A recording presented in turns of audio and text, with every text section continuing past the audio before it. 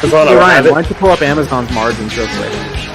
Well, Yeah, I'd have more of a grin on my face than Stephen Hawking on Epstein's Island. I I'm off as a smug cock when you said that. never bite the hand that feeds me.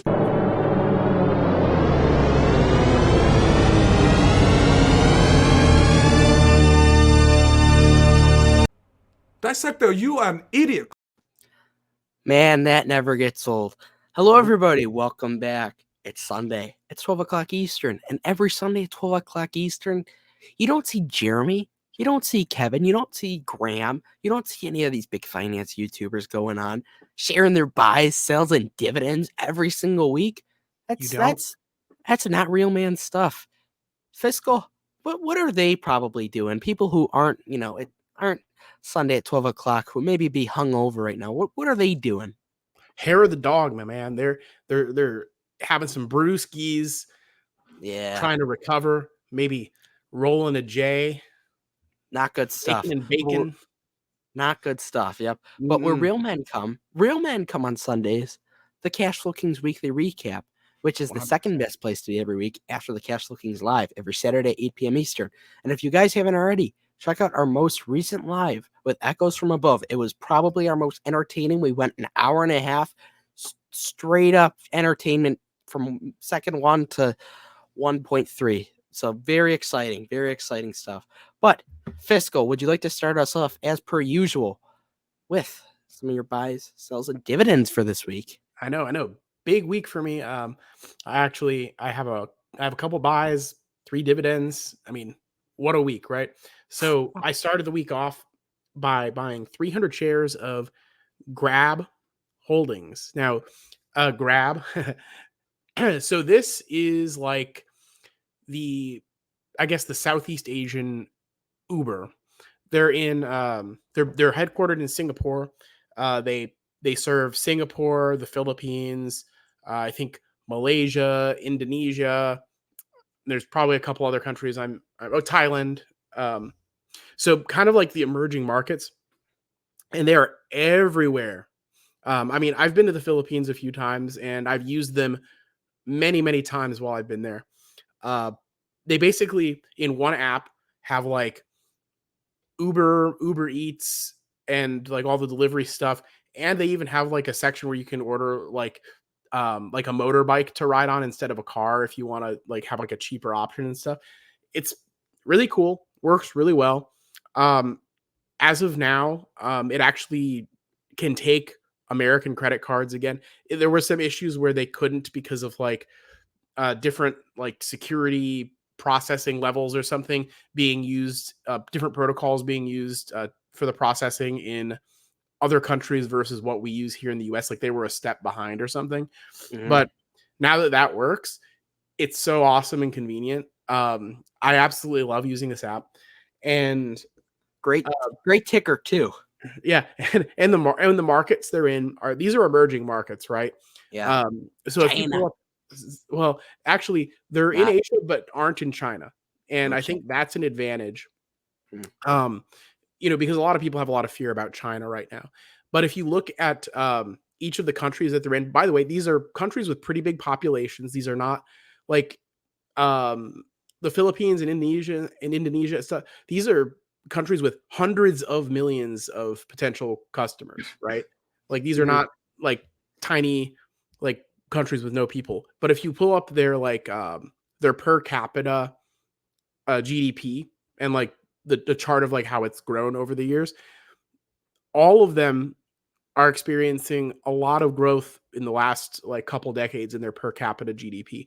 And what that means is the economic output in these countries per person is going up, and their populations are also going up a lot more. Like their birth rates and such are a lot higher than here in the US and China and stuff. So they've got that double whammy of like they're still having kids, but also their per capita GDP is going up at the same time. Let's just say they're not ripping rubber, everybody. Yeah. Anyways, so they definitely they have a lot of potential growth from that. Like for a business that like is ubiquitous, like and like here everybody pretty much uses Uber or like the unwanted stepchild lift if they're Yeah. really desperate. But basically, an app like this is gonna get more use the more disposable income people in these countries have, and more disposable income happens the more per capita GDP you have. So and recently they've had instances where they've been cash flow positive. They're moving towards GAAP profitability, and it looks like a lot of their really bad dilution is a couple years in the past, and they haven't really done it lately. So they've reached this kind of inflection point where it looks like they're about to become profitable, and they're in these high growth markets. So it's a different stock than what you'll usually. I'm going to be doing a video on them pretty soon for a more comprehensive view, but that's the thing I'm most excited about on here. And then on Tuesday, I got $50 from Walgreens. So Spent half a Starbucks with that. for you, the day that you got a $50 dividend was the most important day of your life. But for me, it was Tuesday. Then, after that, of course, I picked up another 100 shares of Clover Health because the price has plummeted recently. Apparently that's like a market and sector thing, but I want my cost basis to be under $1 on that stock. So Yep. I'm happy to lower my basis a little bit there. It's a little bit speculative, but they've had a few quarters of positive free cash flow mixed in recently, and they've got a good balance sheet. And I think there's a good chance that they, hit that GAAP profitability within a reasonable time frame. And I think, generally speaking, if a company makes that transition from being unprofitable to profitable, they gain a lot of enthusiasm. And Look I'm at SoFi. I'm pretty bullish on healthcare overall as well. So, and they do We are healthcare Medicare. bulls. They do Medicare Advantage plans. So, they serve the boomers who are increasingly retiring and getting on Medicare at a very fast pace. So very interested in the demographic shift that's going to possibly benefit them. Next, we have, of course, a $20.50 dividend from Key Corp.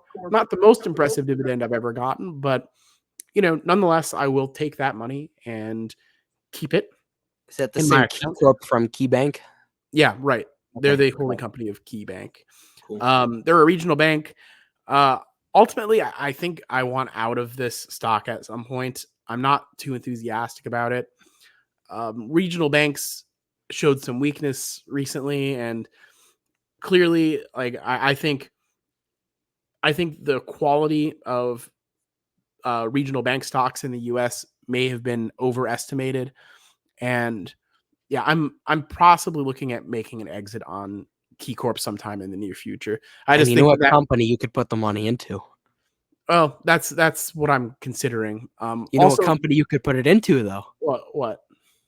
Starbucks is getting pretty cheap. Everybody, I heard if this video gets 50 likes, Fiscal will buy Starbucks. He will. And he'll sell Key Corp. That's what the rumor says. That's what the rumor is.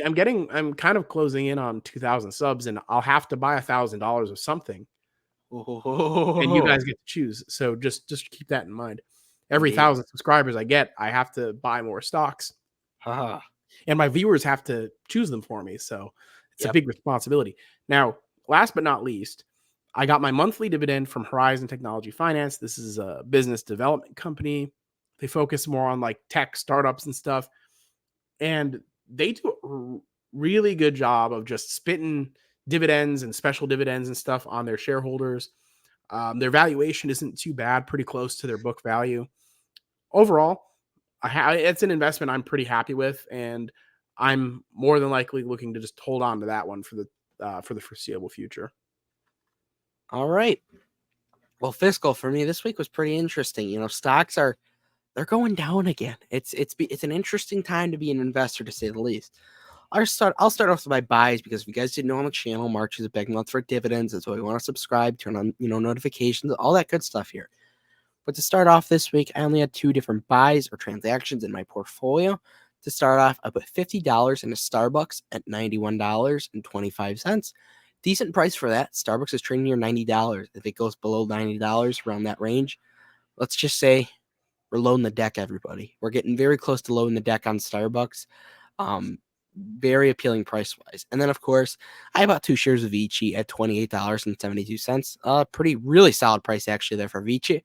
If that continues falling due to interest rates, trust me, we will be buying more. On to my dividends this week. And of course, as I mentioned, you guys, dividends in March, they just go together for me. Another thing that we didn't mention on the live show is that, March for SCHD, it's a payout month, and SCHD recently their portfolio reconstruction. There are some rumored stocks that we're going to cover for sure on that, probably next episode. But, Dick's Sporting Goods was one of them. Hershey was in there. I think Domino's too. So some stuff to keep your eye on there.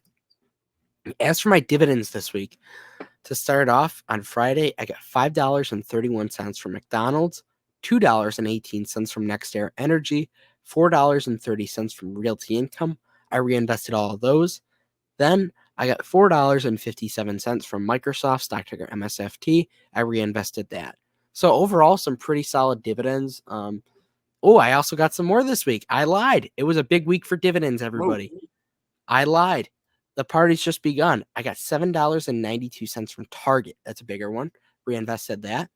55 cents from S&P Global, a bit smaller one. And then lastly, I got my last ever dividend from 3M of $9.19. 3M is one of the bigger positions, or it was at least when it came to my dividend income, but unfortunately it was lagging in my portfolio. Ironically enough, right as I sold out of 3M, the stock is down 10% since then. So do an inverse Dangler portfolio. I think that's the best way to go about it. But in all seriousness, 3M just didn't meet the requirements for the portfolio. We had to move on, and it really does suck that I'm not going to be getting that $9 or whatever every quarter from 3M. And that's kind of something I had to, take a punch to the gut, you could say. I will be getting a really big dividend from Vici, so hopefully that, that supplements some of the pain that I feel. It'll soften the blow. It will definitely. In the Vici dividend next month, subscribe, turn on notifications for that. That's going to be really big. But as for earnings this week, as you guys would know, earnings are unfortunately kind of slowed down the last few weeks, but it doesn't mean some of the great companies we love to hold here still aren't reporting what they are doing every quarter. For me, I only really see Nike. General Mills will also be another one to, kind of keep your eye on, but Nike is the big one for me. I think it will be interesting to see how they're dealing with some of the supply chain issues that they've been dealing with, and also their margins. That was another big key thing for them recently. But fiscal, any stocks besides Chewy, obviously, that you are, paying attention to this week? aside from Chewy, huh? Yeah. So let me see here. Man. Oh, General Mills, stock ticker Jizz. That's an oldie but a goodie here on the channel. Shout out Shamir. Man. So I don't actually see anything that I personally hold. Anything you're interested in? Yeah. Now, is that on a Wednesday after close? Is that lithium company? Lithium Argentina? Is that a lithium miner? Yes, LAAC. Because on my Discord, people have been really talking up like gold miners, lithium miners, etc. And I definitely see the vision. Like, I understand why it might be a good time because they've been beaten up a lot lately, especially the lithium miners. So, I mean, and do we think batteries are going away anytime soon? No. So that might be one. If you eat them. You're right. That might be one to keep an eye on.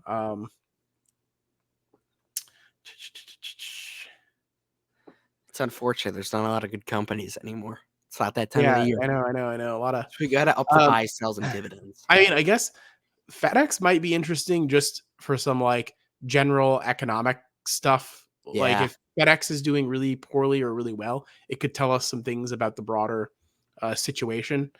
Yeah.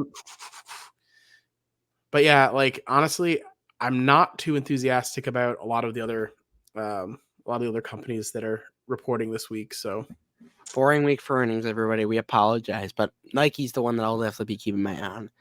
All right, everybody, you guys already know what I'm about to plug. It's, of course, the Do Dividend Stocks Drugs merchandise. Whoa. The best looking merchandise. It makes you look giant, even though both of us are sick right now. If you appreciate that we're both sick and showing up on the Cash Flow Kings, smash the like button. Subscribe. It's all we ask for here on the channel. We don't want your money yet. All right.